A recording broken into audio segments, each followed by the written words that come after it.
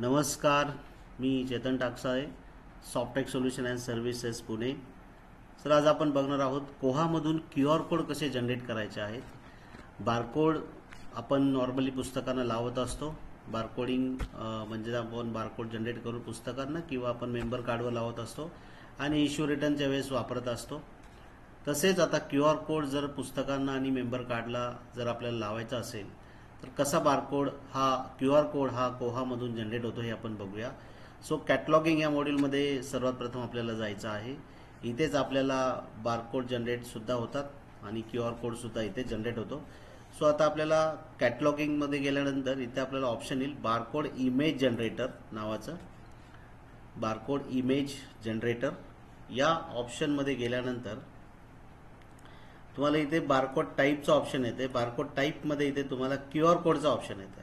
Okay, तर QR कोडचा जो काही साईज वगैरे आहे ती आपल्याला इथे वाढवता येते.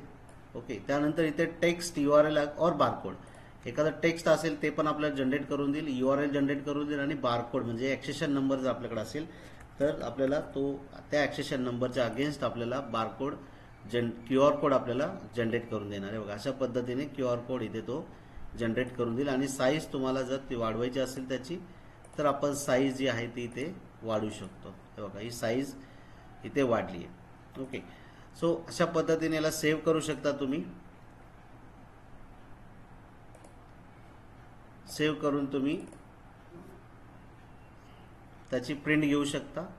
प्रिंट घेऊन तुम्ही पुस्तकांवर लावू शकता किंवा जर तुम्हाला मेंबर कार्डवर लावायचं असेल किंवा जर एखादी URL जरी तुम्हाला जनरेट करायची असेल तरी तुम्ही कोहामधून ती URL जनरेट करून त्याचा QR कोड तयार करू शकता.